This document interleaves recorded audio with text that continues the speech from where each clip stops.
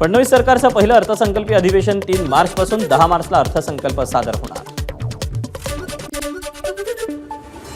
महाराष्ट्राचा 11व्यांदा अर्थसंकल्प सादर करणार, तसंच महाराष्ट्राची अर्थव्यवस्था 1 ट्रिलियन नेण्यावरचा प्रयत्न करणार। आजारी असताना पत्रकार परिषद न घेता पत्रक काढून अजित पवारांनी जनतेला संदेश दिला। विधिमंडळाच्या कामकाज सल्लागार समितीची 20 फेब्रुवारीला बैठक, अधिवेशन 3 मार्चपासून सुरू होणार असल्यानं बैठकीत अर्थसंकल्प अधिवेशन कालावधी ठरवला जाणार। व्हीआयपी व्यक्तींच्या सुरक्षेचा आढावा, भाजप शिवसेनेसोबतच राष्ट्रवादीच्या नेत्यांची सुरक्षा कमी करण्यात आल्याची सूत्रांची माहिती। शिवसेना आमदारांनी नेत्यांच्या सुरक्षेत कपात केल्यानं नेत्यांमध्ये नाराजी, सर्व आमदारांच्या मागे आणि पुढे असणाऱ्या पोलिसांच्या गाड्या काढल्या। उपमुख्यमंत्री एकनाथ शिंदे वैद्यकीय सहायता कक्ष सुरू करणार, मंत्रालयाच्या सरकारी निधीचे 2 वैद्यकीय सहायता कक्ष राहणार।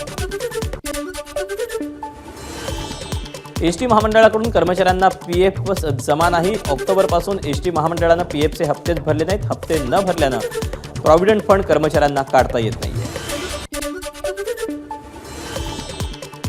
एसटीची आर्थिक स्थिती डबघाईला, भाडेवाढीनंतरही एसटीचं उत्पन्न अत्यल्पच 3,200 ते 3,500 कोटी रुपयांची देणी थकली असल्याची माहिती।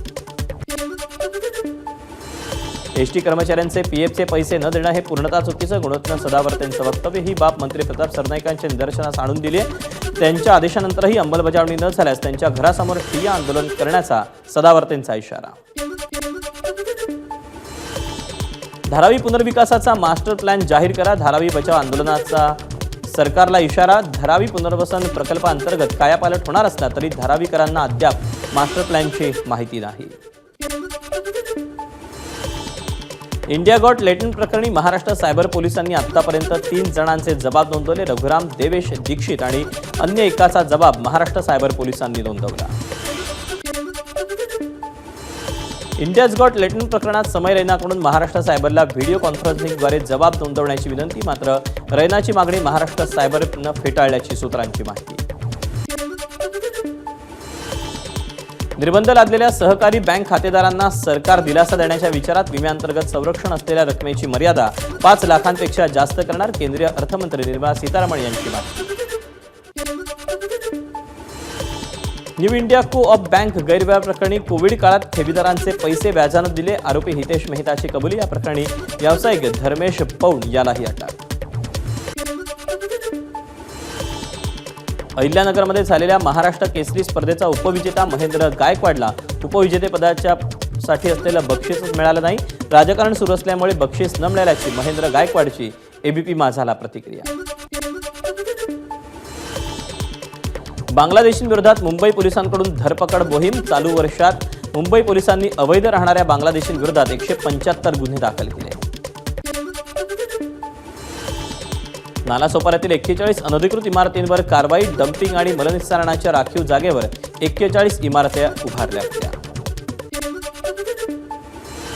पुण्याच्या हडपसरमध्ये एका महिलेनं घरात तब्बल 350 मांजरी पाळल्या, संपूर्ण सोसायटीमध्ये भीतीचं वातावरण, दुर्गंधी, आवाज आणि स्वच्छतेच्या समस्यांनी रहिवासी हैराण।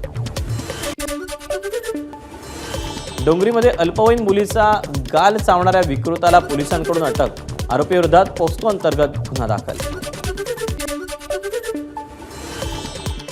कुर्ल्यात 4 वर्षांच्या मुलीवर अत्याचार केल्याप्रकरणी 2 अल्पवयीन मुलांवर चुनाभट्टी पोलीस ठाण्यात गुन्हा दाखल, दोन्ही अल्पवयीन मुलांची रवानगी डोंगरी सुधार गृहात।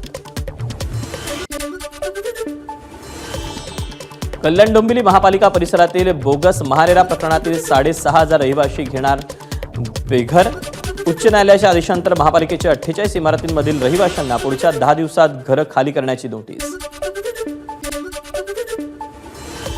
नवी मुंबईत मोठ्या परताव्याचा आमिष दाखवून 21 गुंतवणूकदारांची 27 लाखांची फसवणूक, आरोपी भोलाकुमार चौधरीला अटक।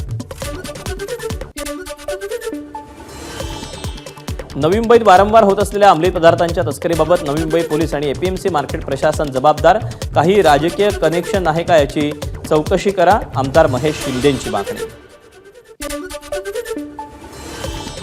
मुंबईच्या रस्त्यांवर बेकायदेशीर दुचाकींची शर्यत, दुचाकी चालकांवर कारवाई करत पोलिसांकडून 52 दुचाकी जप्त।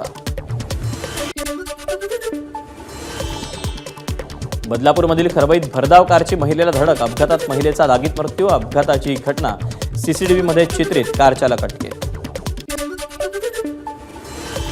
गोल्डन बॉय नीरज चोप्राच्या उपस्थितीत ऑडी इंडियाची स्पोर्ट्स एसयूव्ही मुंबईत लॉन्च. या कारची भारतीय बाजारपेठेतली किंमत 2.5 कोटींच्या घरात. एबीपी माझा, उघडा डोळे बघा नीट.